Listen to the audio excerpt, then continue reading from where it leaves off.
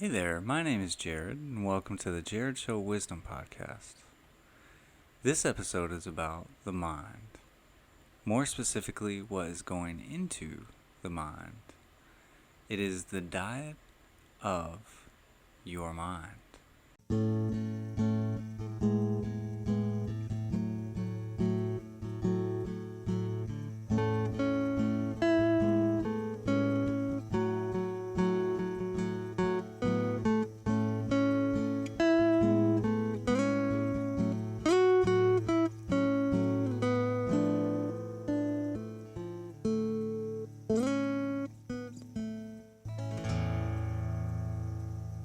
Before we get into this episode, I'd like to take a minute to thank you for listening to this show and allowing me the time to talk with you.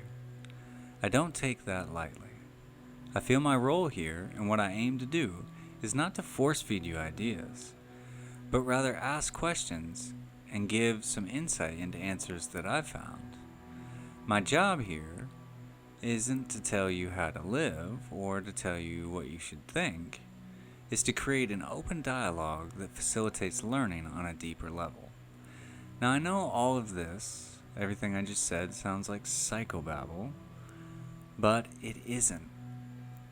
And this is the reason that I created this show. As we get into this episode and talk more about the things we are listening to and consuming, I am very acutely aware and extremely appreciative that this show is one of those things for you.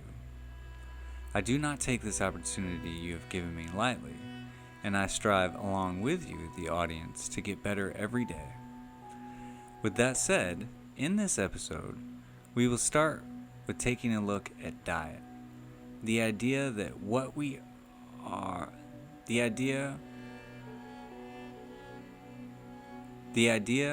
that we are what we eat. How that really applies more to the mind than the body. In Section 2, we'll zoom out and see how this diet affects our everyday lives. And in the last section, we'll get some ideas on how we can change this diet and the positive effects we can expect from doing so. Before we go to break, though, I'd like to ask, just what is a diet? And we'll be back.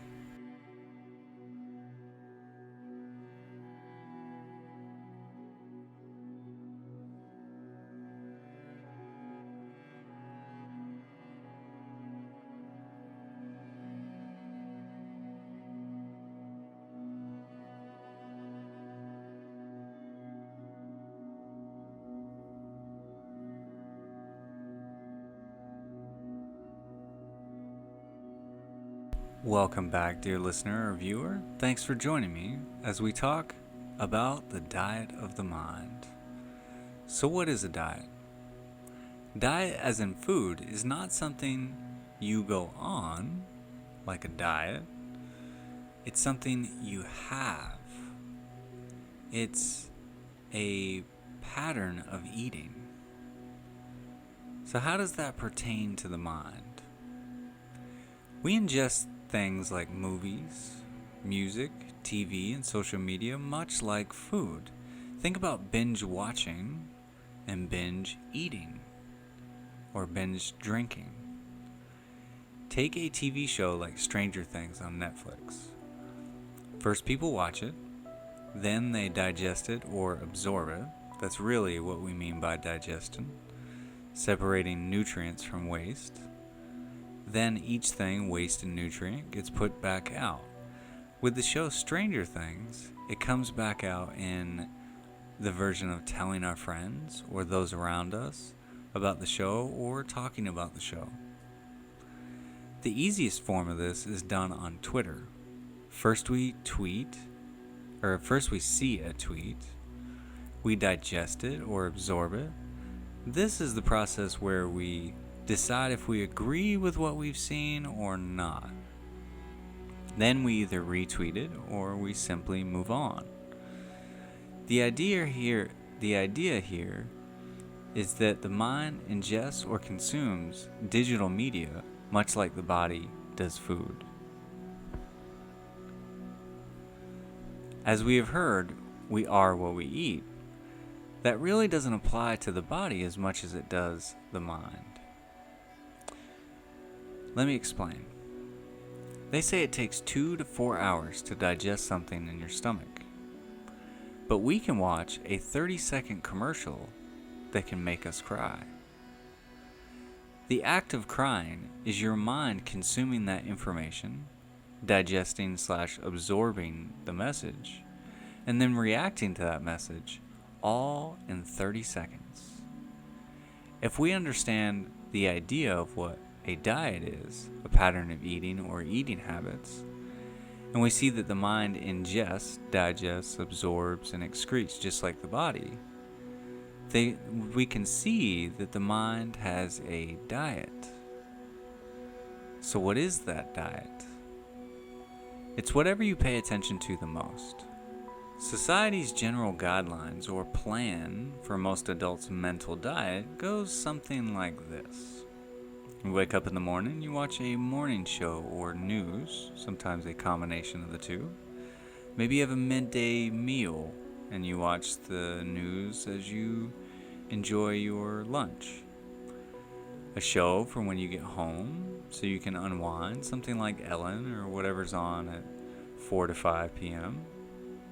Then the evening news, and then prime time, which really used to be between 8 and 10 p.m., but has now gotten to be much more like 7 to 11 p.m. And then after that, maybe a little bit of a late night talk show before you go to sleep with the TV on. Just as a side note here, and we're going to get to this a little bit later as well, but why do people even watch late night talk shows?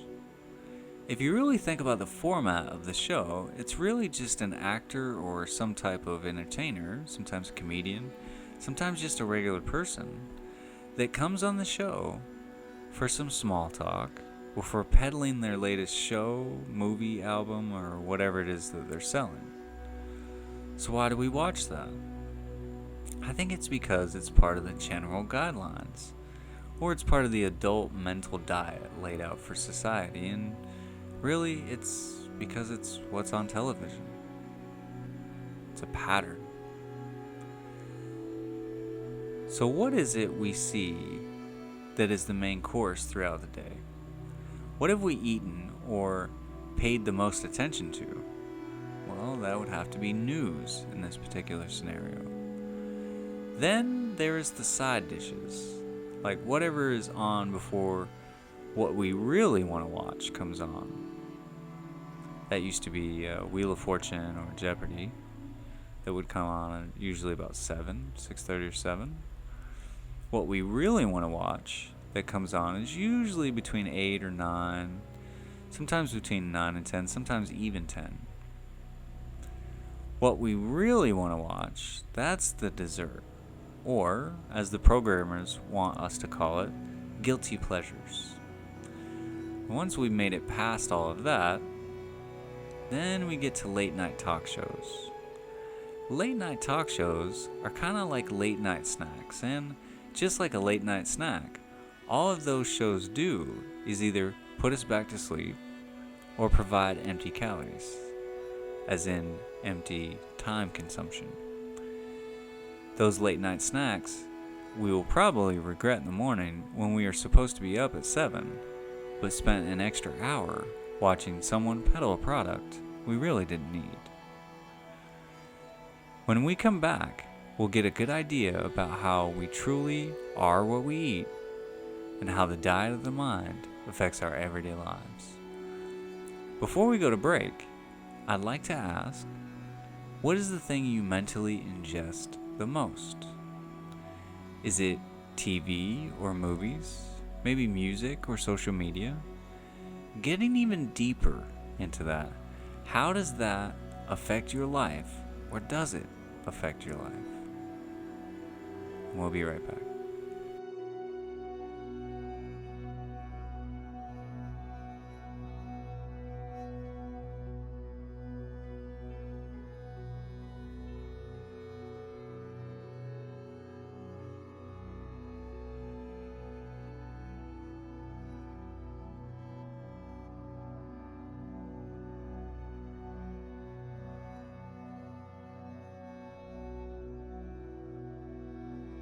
Welcome back to the Jared Show Wisdom Podcast.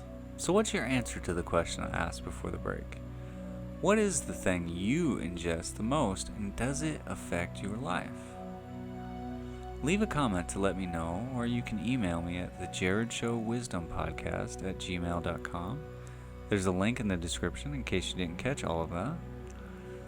Full disclosure, my answer to that question would undoubtedly have to be YouTube.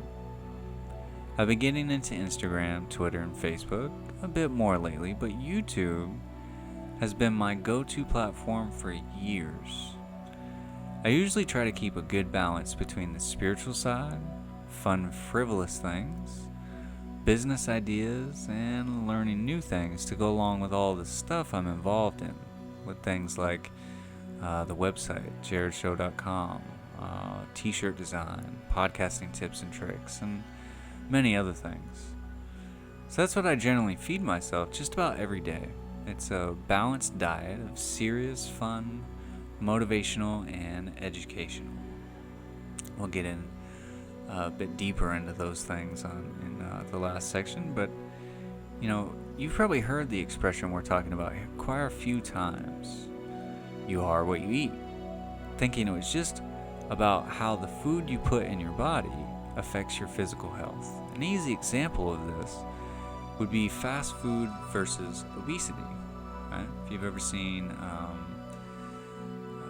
the McDonald's thing where that guy does the show, eats McDonald's 30 days straight and has some horrendous effects on his body. I forget what it's called, but if you happen to remember that, let me know in a comment or email me. I cannot remember at the moment, but it's a good example. You can see how I think we understand that garbage in, garbage out. If I put junk food in, it's not going to affect my body very well. And here's the thing. Let's wrap these things together. So, as we learned in the first section, the mind consumes information much like the body does food. Okay? Let's remember this. The mind consumes information much like the body does food. So if we looked at the things we are mentally consuming, just as we would the food we are physically eating, we can get a better idea as to how the mental diet is affecting us. So let's start with junk food. What's the equivalent of mental junk food? Or guilty pleasures? I think that would be gossip, social media, really watching anything that doesn't promote good mental health, but instead just feels good. And I think a lot of that is reality television.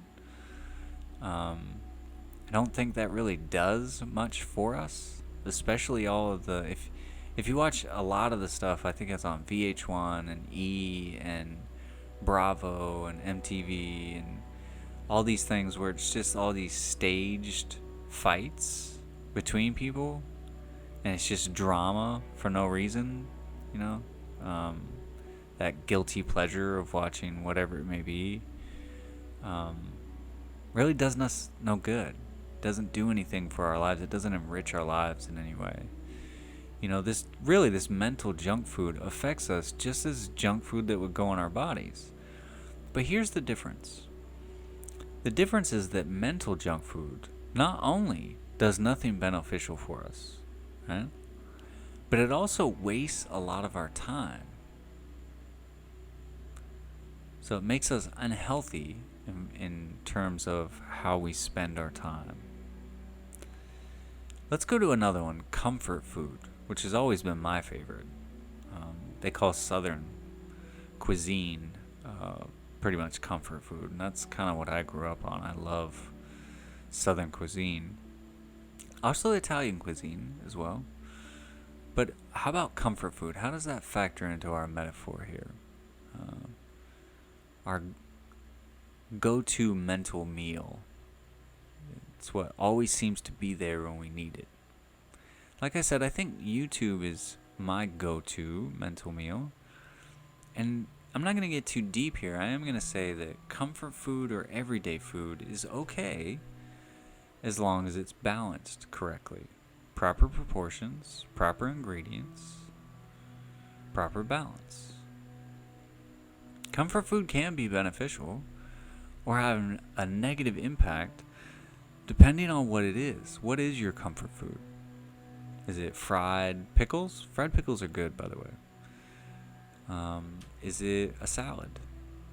It depends on what it is. And what about healthy food? How does that factor into our equation? Fruit, veggies, and protein, whether through meat or various other places, these affect us just like its physical food counterpart, propelling us forward, giving us sustainable energy that allows us to be mentally healthy. Now, I'm going to give you examples of all of those things. I'm going to get deeper into that in the next section. Right now, I want to give you an example of how what we mentally ingest can affect how we live, a personal experience. When I was a kid, I would watch karate movies, and it's okay to laugh at all this. I definitely laugh at it all the time now with my mom, but when I was a kid, I would watch karate movies and then immediately think I was Chuck Norris or Bruce Lee. I'd try to do all the kicks and punches and jump around like I was fighting with someone, some shadow somebody. Equally, when I would watch basketball on TV, I would usually run out of the house, basketball in hand, and play until I was gasping for air and I couldn't move, or it got dark, or it just got too cold outside, depending on the season.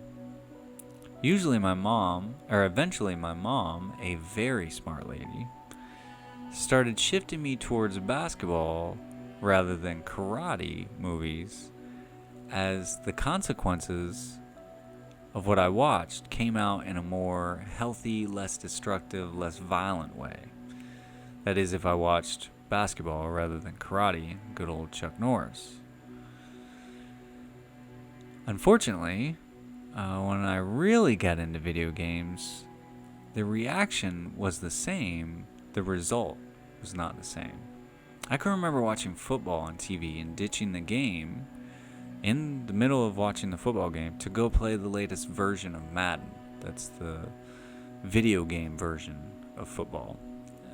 I'd go play the latest version that I had. Or when I was watching basketball, I can remember not even making it to halftime before I turned on the video game when I was playing NBA 2K, which is the video game version of basketball. Eventually, I just stopped watching sports altogether in favor of playing the video game. It was kind of like skipping the middleman.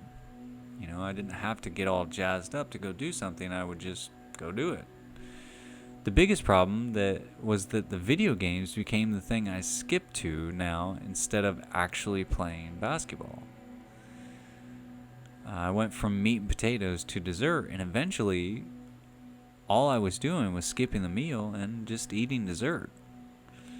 It's easy to see how my mental diet influenced my physical reactions.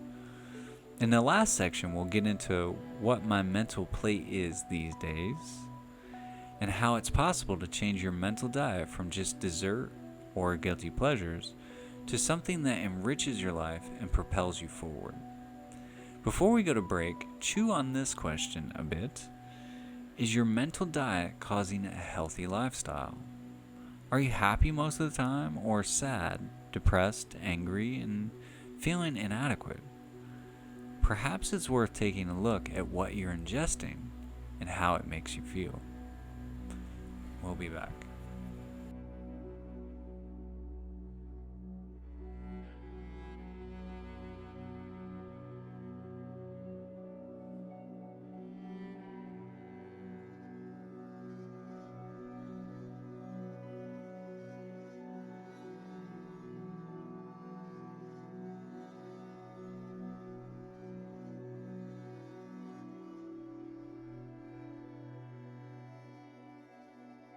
Welcome back, mental consumers and digesters. This last section, I'm going to be using some of my own habits and mental diet as an example. So let's get into it. Think of a plate of food: protein, carbs, and veggies. Depending on if you are trying to gain weight, lose weight, or maintain the weight that you have, this balance will be slightly different. And a lot of this is based on exercise and how regularly you are eating. So if you're eating 5 times, 3 times, or if you are intermittently fasting, you're only eating once or one part of the day.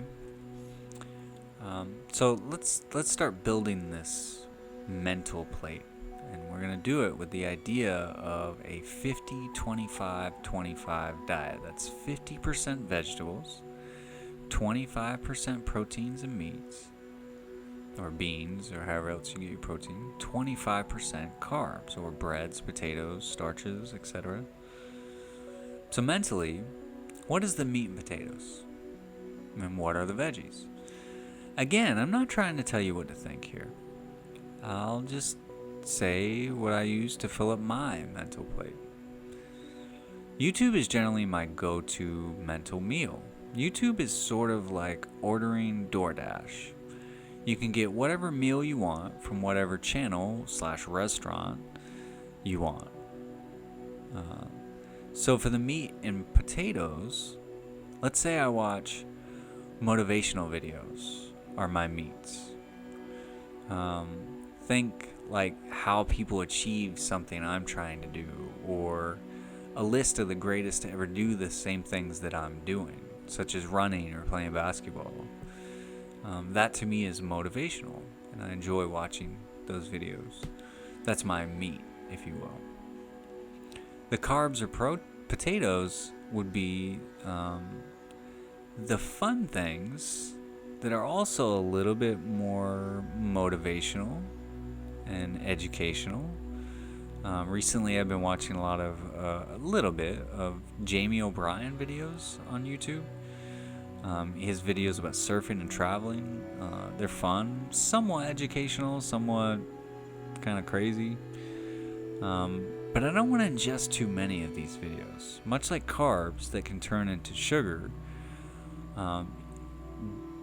that can easily turn into binge watching just for enjoyment and start weighing me down and waste big chunks of my time. Really, the veggies, or half of my plate, half of what I try to eat, what I try to mentally consume, are educational videos. Things like how-to videos, how to design things, how to build things. I also like watching about history, love videos about running, because I'm trying to run more. I like to watch how to play certain songs on guitar. And right now I'd actually like to give a plug to Justin Sandercoe on YouTube. Not because I'm sponsored by him in any way, shape, or form. Justin Sandercoe doesn't even know I exist. The reason I'm giving this plug is because I've learned so much from this guy on YouTube for absolutely nothing.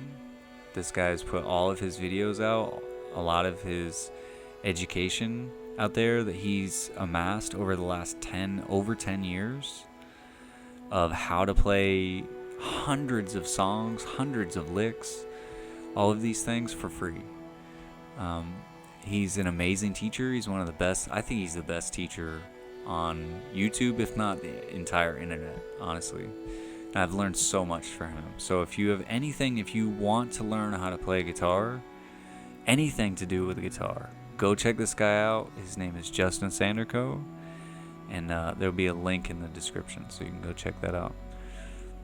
Here's the thing, though. When it comes to educational content, YouTube isn't the only place I'm eating from. It's not the only trough I visit. There's a wide variety of places I get information from, and YouTube really isn't always the best place to do that. Depends on what information you're gathering. Sometimes history is not the best place to, YouTube's not the best place for that. Sometimes, depends on what you're looking at. Sometimes it's podcasts just like this one. Sometimes it's documentaries or TV shows. Sometimes it's reading articles like on medium.com, or just doing straight up research and going through and asking questions, what I'm looking for. Like a lot of the figures that I put out, I have to go research those things and look those things up. There are many different places I get mental vegetables from, if you will. The point here is I'm trying to feed myself something that's going to propel me forward instead of something that's just taking up my time. Now, I'm not perfect, and everyone deserves sweets every once in a while. And what I mean by that is I don't stick to this perfectly every time, right? I deviate from it somewhat. And, we all deserve sweets every once in a while. Some of my favorite mental junk food items are movies, usually sci-fi, adventure, fantasy. Some TV shows. Actually, right now I'm making my way through old Key and Peele episodes, and those guys are hilarious. There's a little times they go a bit too far, so you gotta watch out. But really, with 4 podcast episodes coming out every week, the website, designing t-shirts and other items soon to be launched, and working a full-time job during the day, there really isn't much time left to watch much of anything. Sometimes I have things playing in the background. For the most part, I really don't, though. When I'm writing these podcasts and these episodes, generally even when I'm editing them, I don't really have a whole lot. Sometimes I'll listen to chill hop, sometimes not. But the mental diet I've just laid out, it isn't perfect. I don't always stick to it, but I try to stay busy and productive, and it's a mutually beneficial relationship. The more I try to be productive, the more I stick to the mental diet I've created. The more I stick with it, I've found it usually creates a mentality that's healthy, more productive, and propels me forward. So how can you change your mental diet? This is going to sound easy and be harder to do over the long run. I haven't gotten into how the brain and the mind operates yet. I will, but not right now. But at this point, I think it's better if I give you just a brief idea to better facilitate understanding and learning here. So the brain, the thing between your ears, works with patterns and pathways. The more you do something, the stronger that pathway gets. An example of this would be a riverbed, or a metaphor would be a riverbed. The more that water or thoughts go in a certain direction, the deeper the riverbed, or the deeper the thought pattern gets. Riverbeds that get deep enough become channels, although thoughts that become strong enough become habits. So how do we break the habit of, say, watching late night talk shows instead of going to bed and getting a good night's sleep? It really depends on how deep the riverbed or pattern of thought, or how ingrained the habit is as to how to change or to stop it. It's said it takes up to 30 days to change a habit, but I'm not so sure 30 days would change a deep habit or pattern. It might take longer than that, much longer in some cases. But the best way to change any habit, no matter how ingrained it is to change the flow or change the feed. Just like a river, if you change the feed or the source of the water or thoughts, it will dry up the riverbed and eventually heal over or change or stop altogether. Also, much like a river, if you place a dam or a barrier to divert the direction or flow of the river, or thought in this case, it can change the eventual pathway, or where it leads to. This is where the 30 days comes in, and that's what you're trying to do with those 30 days, or however long it takes to do so. It's usually best to decide what you want to do, change, or stop it. Then to plan actions out in order to change said behavior or mental patterns. So an example of this physically would be biting your nails. If you put just a hint of Tabasco sauce on your nails for a couple of days, you can use the impulse in your brain that says, I don't like that, it's too spicy, and it will start diverting that pathway. Here's an example for mental pathways. That would be the attitude of gratitude. Try this next time. The next time you're feeling low, and that wall of worry, frustration, doubt, or low self-confidence or self-esteem is looming high, take a deep breath to gather yourself. Realize it's a pathway you're going down, and try to think of something that you're grateful for, like something around you, like sunshine on your face. How about a warm summer's day? The amazing piece of technology that's just about in everyone's pocket, probably in your pocket. How about this? How about your friends, your family, your kids, your spouse? Perhaps it's a self-confidence thing. Specifically, try thinking about all your past achievements and then stay focused on what's ahead instead of looking back. The neural pathways in the brain can be diverted and or stopped. Sometimes it's not easy, but it is possible. So just keep trying. In this episode, we have set the table for the diet of the mind and chowed down on this idea that what we ingest mentally has an effect on our everyday lives. We've seen some examples of what that diet can consist of, and we've seen how we can change it in some ways. In the next episode, we're going to go to another level and talk about mental exercise, aka thinking. I hope you've enjoyed this episode. As I said at the beginning of this episode, I am very aware that this show, this podcast, is another thing that you, the listener or viewer, are consuming, and I do my best to make this show a great tasting veggie for your mind. Kind of like a cauliflower crust pizza. Yum. Not just in this episode, but every episode, I strive to bring you useful information that will help all of us, myself included, to grow. If you have any questions or comments, please feel free to let me know. If you would like to email me, you can do so at TheJarredShow WisdomPodcast@gmail.com. There's a link in the description in case I went a little too fast and you didn't catch all of that. I hope you are healthy. I hope that you are happy.